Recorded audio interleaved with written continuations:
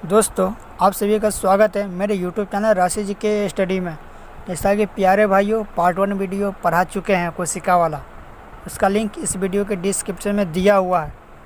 प्यारे भाइयों ज़रूर जाकर देखिए वो वीडियो। आपके एग्ज़ाम के दृष्टिकोण से, चाहे वो रेलवे हो, बैंक हो, SSC हो, BSSC हो, किसी भी एग्ज़ाम में बहुत ही इस चैप्टर से तो रहबे करता है एक न एक सवाल। चलिए प्यारे भाइयों चलते हैं अपने सवाल की ओर। आपकी स्क्रीन पर सवाल है 26 नंबर का, जबकि 125 तक पार्ट 1 वीडियो में पढ़ा चुके हुए हैं। तो सवाल है, कौन सा अंगक प्रायः जंतु कोशिका में उपस्थित नहीं होता है? ऑप्शन नंबर ए है लवक, ऑप्शन नंबर बी है गोल्गी काई, सी है माइटोकॉन्ड्रिया और ऑप्शन नंबर डी है अंतःप्रादिवीय जालक। इसका तो प्यारे भाइयों सही जवाब होगा लवक, इसका सही जवाब होगा। ठीक है, अगर प्यारे भाइयों पूछ जाए लवक का खोज किसने किया था, क्या बताइएगा? बताइए कमेंट बॉक्स में, फटाफट छाप दीजिए। अकेले ने किया था, किसने किया था? जानकारी के लिए बता दें प्यारे भाइयों, किसने खोज किया था? अकेले ने खोज किया था। किसने? अकेले ने लवक का खोज किया था। किसका? लवक का खोज किया था, अकेले ने किया था। ठीक है, चलिए प्यारे भाइयों अगला सवाल देखते हैं। 27 नंबर का आप स्क्रीन पे है। लाइसोसोमस कार्य करते हैं, मतलब लाइसोसोम कार्य क्या करता है? प्रोटीन संश्लेषण में,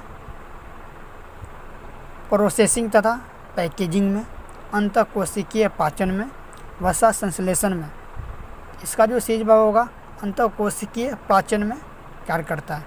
ठीक है, अगला सवाल देखते हैं। 28 नंबर का आपकी स्क्रीन पे है। कोशिका भित्ति या सेल वॉल होती है परागमय में, अर्धपरागमय में, चयनात्मक परागमय में, अपरागमय में। इसका जो सही जवाब होगा 28 नंबर का परागमय, इसका सही जवाब होगा। ठीक है, अगला देखते हैं 29 नंबर का सवाल आपकी स्क्रीन पे है। माइटोकॉन्ड्रिया का भीतरी वलन कहलाता है, मतलब माइटोकॉन्ड्रिया। ठीक है, माइटोकॉन्ड्रिया का भीतरी वलन क्या कहलाता है? ऑप्शन नंबर ए है क्रिस्टी, ऑप्शन नंबर बी है ऑक्सीसोमस, ऑप्शन नंबर सी है मैट्रिक्स, ऑप्शन नंबर डी है क्या होगा? माइक्रोसोमस। इसका जो सही जवाब होगा क्रिस्टी, इसका सही जवाब होगा। ठीक है, अगला देखते हैं 30 नंबर का सवाल। माइटोकॉन्ड्रिया किसमें अनुपस्थिति होता है? ऑप्शन नंबर ए है यीस्ट में, ऑप्शन नंबर बी है लवक में, ऑप्शन नंबर सी है जीवाणु में, ऑप्शन नंबर डी है हरे शैवाल में। ऑप्शन नंबर डी है हरे शैवाल में। इसका जो सही जवाब होगा जीवाणु, इसका सही जवाब होगा। माइटोकॉन्ड्रिया जीवाणु एवं स्तनधारियों की लाल रुधिर कोशिका में अनुपस्थित होता है। लाल रुधिर कोशिका में किसमें अनुपस्थित होता है? तो आप अगर पूछ लेगा किसमें अनुपस्थित होता है, तो लाल रुधिर कोशिकाओं में, लाल रुधिर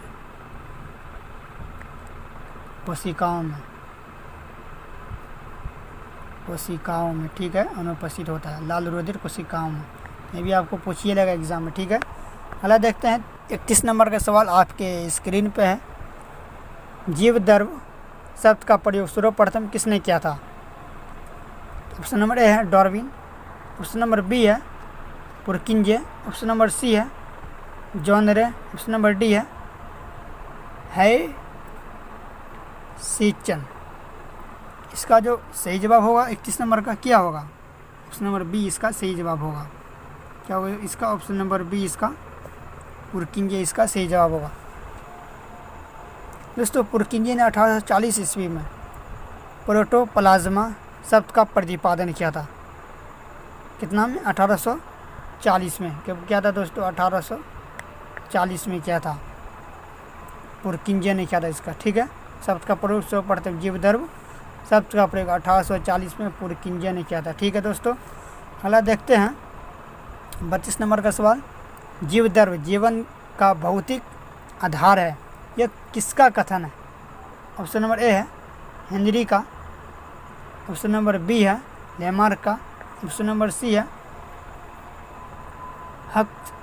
हक्सले का, जबकि ऑप्शन नंबर डी है रेनस का।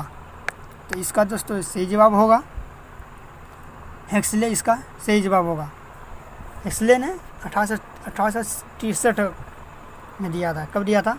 1863 में दिया था। ठीक है, 1863 में हेक्सले ने इसका आधार दिया था। ठीक है, अगला देखते हैं 32 नंबर का सवाल। 33 नंबर का सवाल आपकी स्क्रीन पे DNA के द्विध्रुव हेलिक्स प्रारूप को पहली बार किसने प्रस्तावित किया था? यह सवाल दोस्तों UPPCS 2012 में पूछा हुआ। कब? UPPCS 2012 में पूछा हुआ। ऑप्शन नंबर ए है वाटसन तथा क्रिक ने। ऑप्शन नंबर बी है फिशर तथा हाल्डानी ने। ऑप्शन नंबर सी है लेमार्क तथा डार्विन ने। ऑप्शन नंबर डी है ह्यूगो डी ब्रिज ने।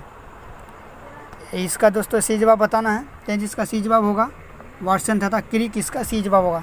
दोस्तों जानकारी के लिए बता दें 1953 में जे वाटसन और क्रिक ने DNA का द्विध्रुव हेलिक्स प्रारूप का प्रतिपादन किया था। कब? 1953 में किया था। कब किया था दोस्तों बताना? 1953 में किया था। कब किया था? 1953 में किया था। इसी काम के लिए दोस्तों 1962 में नोबेल पुरस्कार मिल चुका है। कब? 1962 में इसी काम के लिए नोबेल पुरस्कार मिल चुका है। 34 नंबर का सवाल है न्यूक्लियस की खोज सर्वप्रथम किसने की थी? जबकि ऑप्शन नंबर ई है ल्यूवेनहॉक। ऑप्शन नंबर बी है स्वान। ऑप्शन नंबर सी है हॉफ मिस्टर ने। ऑप्शन नंबर डी है ब्रॉन ने। तो इसका जो दोस्तों क्या होगा सही जवाब होगा? 34 नंबर का बताइए क्या होगा सही जवाब? इसका ब्रॉन इसका सही जवाब होगा। ठीक है, केंद्रक। ठीक है, केंद्रक की खोज रॉबर्ट ब्रॉन ने किया था। किसने? रॉबर्ट ब्रॉन ने किया। इसका पूरा नाम क्या है? रॉबर्ट ब्रॉन है। इसका पूरा नाम रॉबर्ट ब्रॉन है। Robert bronze.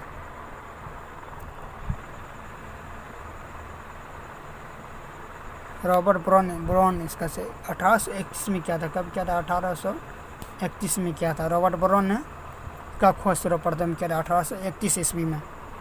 ठीक है, अगला देखते हैं 25 नंबर का सवाल आपके स्क्रीन में। कोशिका की क्रियात्मक गतिविधियाँ नियंत्रित होती है।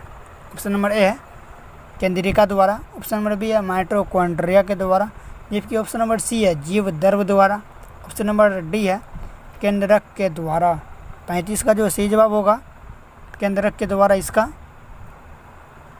नियंत्रित होता है। ठीक है, 36 नंबर सवाल है गुणसूत्र, जिसको हम क्रोमोसोम कहते हैं इंग्लिश में। ठीक है, शब्द का प्रयोग किसने सर्वप्रथम किया था? गुणसूत्र शब्द प्रदान किया था सर्वप्रथम किसने?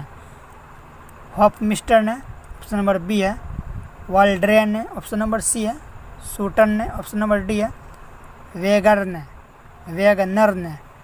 तो 36 का जो दोस्तों सही जवाब होगा वाल्ड्रेयर, इसका सही जवाब होगा। ठीक है, अगला देखते हैं 37 नंबर का सवाल। अतः द्रव्य जालिका की खोज किसने किया था? भाई साहब ये देखिए यह सवाल पूछिए दिया आखिरकार। ऑप्शन नंबर ए है सूटन ने। ऑप्शन नंबर बी है पोर्टर ने। ऑप्शन नंबर सी है वाटसन ने। ऑप्शन नंबर डी है रॉबर्टस ने। इसका जो सही जवाब होगा क्या होगा? 37 का सही जवाब बताना प्यारे भाइयों। ऑप्शन नंबर बी इसका सही जवाब होगा पोर्टर ने इसका खोज किया था। अंतर्द्रव्यीय जालिका की खोज अंतर्द्रव्यीय जालिका की खोज किसने किया था? पोर्टर ने किया था। ठीक है, अगला देखते हैं 38 नंबर का सवाल। इलेक्ट्रॉन सूक्ष्मदर्शी की खोज किसने किया था? क्या सवाल? इलेक्ट्रॉन सूक्ष्मदर्शी का खोज किसने किया था? ऑप्शन नंबर ए है नॉल तथा रस्का ने। ऑप्शन नंबर बी है स्लाइडेन तथा सवान ने। ऑप्शन नंबर सी है फ्लेमिंग तथा ब्राउन ने। ऑप्शन नंबर डी है वाटसन तथा क्रिक ने। इसका सही जवाब होगा प्यारे भाइयों नॉल तथा रस्का ने इसका खोज किया था सर्वप्रथम। ठीक है, अगला देखते हैं 39 नंबर का सवाल है। वास्तविक केंद्रक किसमें अनुपस्थित होता है? जीवाणुओं में। ऑप्शन नंबर बी है हरे शैवाल में। सी है कवकों में। डी है केनों में। इसका जो सही जवाब होगा जीवाणु इसका सही जवाब होगा। ठीक है, 40 नंबर का सवाल है, सर्वाधिक संख्या 2n में गुणसूत्र पाए जाते हैं। गन्ना में, ऑप्शन नंबर बी आलू में, ऑप्शन नंबर सी है मनुष्य में, डी है ओफियोग्लोसम में। ओफियोग्लोसम में इसका जो सही जवाब होगा ओफियोग्लोसम इसका सही जवाब होगा। ओफियोग्लोसम एक फर्न है, ठीक है, जो गुणसूत्र की संख्या 1260 होती है, फिर भी वो प्रजनन कर सकता है। इस नंबर सवाल आपके स्क्रीन पर, कोशिका का जीवित अंश जीवद्रव्य कहलाता है, यह किससे बना होता है? यह TET 2009 में पूछा गया सवाल है। ठीक है दोस्तों, कब देख सकते हैं, TET 2009 में पूछा हुआ सवाल है।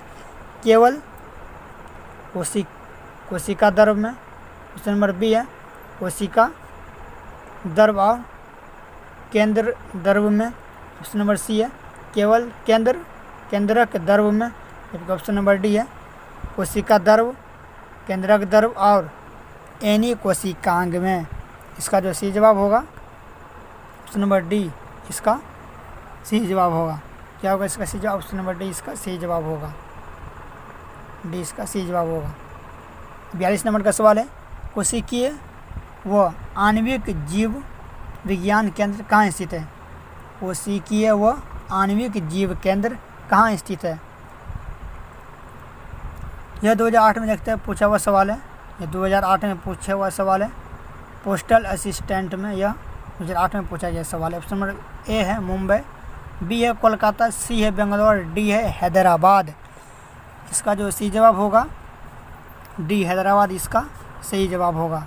क्या इसका सही जवाब होगा? हैदराबाद इसका सही जवाब होगा। 43 नंबर का सवाल है, निम्नलिखित में से सबसे छोटी कोशिका है? यह भी TET 2009 में पूछा गया सवाल है। TET 2009 में क्या बोले थे प्यारे भाइयों? बीएड, रेलवे, किसी न किसी एग्जाम में पूछ ही लिया जाता कोशिका से। तो ऑप्शन नंबर ए है माइकोप्लाज्मा, बी है अमीबा, सी है श्वेत रक्त कणिका और डी है लाल रक्त कणिका। इसका जो सही जवाब होगा माइकोप्लाज्मा इसका सही जवाब होगा। अगला देखते हैं 44 नंबर का सवाल आपकी स्क्रीन पर, कोशिका के बारे में निम्नलिखित में से कौन सा सही नहीं है? यह NDA और NA 2011 में पूछा गया सवाल है। कब पूछा गया? 2011 में।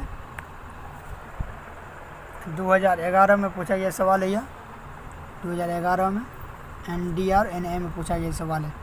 ऑप्शन नंबर आपके स्क्रीन पे ए है कोशिकाओं के आकार और अमाप विशिष्ट कार्ड से संबंधित होते हैं। बी हो गया आपके स्क्रीन पे कुछ कोशिकाओं के बदले आकार होते हैं।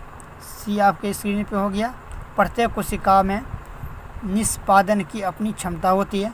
जबकि डी हो गया सभी देह ऊतकों में एक ही प्रकार की कोशिका विद्यमान होती है। इसका जो सही जवाब होगा डी इसका सही होगा। ठीक है, हम नहीं पाया जाता है। अगला देखते हैं 45 नंबर का सवाल, निम्नलिखित कोशिका अंगों में कौन सा एक अर्धपरागमयी है? यह भी NDA 2011 में पूछा हुआ। ठीक है, तो ए हो गया कोशिका झिल्ली, बी हो गया प्लाज्मा झिल्ली, सी हो गया कोशिका भित्ति, डी हो गया केंद्रक। इसका सही जवाब होगा कोशिका झिल्ली इसका सही जवाब होगा। 46 नंबर का सवाल आपके स्क्रीन पर, निम्नलिखित में से पोषकों में कौन सा एक पौधों की कोशिका भित्ति का एक संरचनात्मक घटक है? यह भी NDA 2012 में पूछा गया सवाल है। ऑप्शन नंबर ए है मैग्नीज, ऑप्शन नंबर बी है पोटेशियम, ऑप्शन नंबर सी है फास्फोरस, जबकि ऑप्शन नंबर डी है कैल्शियम। ये 46 का सही जवाब होगा कैल्शियम इसका सही जवाब होगा। अगला देखते हैं 27 नंबर सवाल, न्यूक्लियस के बाहर DNA कहाँ मिलता है? यह दोस्तों SSC में पूछा गया, देख सकते हैं SSC 2015 में पूछा गया सवाल है। ठीक है, ऑप्शन नंबर ए होगा गोल्गी काय, बी होगा राइबोसोम, सी होगा माइटोकॉन्ड्रिया, डी होगा अंतर्द्रव्यीय जालिका। इसका जो सही जवाब होगा दोस्तों माइटोकॉन्ड्रिया इसका सही जवाब होगा। 28 नंबर सवाल है, निम्नलिखित M से किस कोशिकांग अंगक से लाइसोसोम बनता है? यह CDS 2018 में पूछा गया सवाल है। कब? देख सकते हैं आपके स्क्रीन पे दिया हुआ है, CDS 2018 में पूछा गया सवाल है। ए होगा इसका जो ए होगा केंद्रक, बी होगा अंतर्द्रव्यीय, सी होगा गोल्जिका या डी होगा राइबोसोम। तो इसका जो सही जवाब होगा गोल्जिका इसका सही जवाब होगा। क्या होगा इसका सही जवाब? गोल्जिका इसका सही जवाब होगा। अगर दोस्तों गोल्जिका का खोज की अगर बात किया जाए तो कैमिलो गोल्जी ने किया था। किसने किया था? कैमिलो गोल्जी ने। किसने किया था दोस्तों? कैमिलो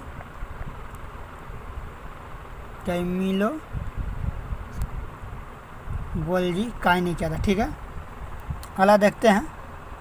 49 नंबर का सवाल आपके स्क्रीन पे है, निम्नलिखित में से कौन सा वो कोशिकांग है जो प्रोकैरियोटिक कोशिकाओं में नहीं पाया जाता? यह NDA 2018 में पूछा गया सवाल है। कब पूछा गया है? NDA 2018 में। तो ऑप्शन नंबर ए है कोशिका भित्ति, ऑप्शन नंबर बी है माइटोकॉन्ड्रिया, सी है प्लाज्मा झिल्ली, डी है राइबोसोम। इसका जो सही जवाब होगा माइटोकॉन्ड्रिया इसका सही जवाब होगा। 50 और आखिरी नंबर का सवाल है, एक इमारत में ईंटें जीवों में डॉट डॉट के समान होते हैं। कोशिका, ऑप्शन नंबर ए कोशिका, ऑप्शन नंबर बी है उत्तकों, जबकि ऑप्शन नंबर सी है अंगों, और ऑप्शन नंबर डी है ग्रंथियों में।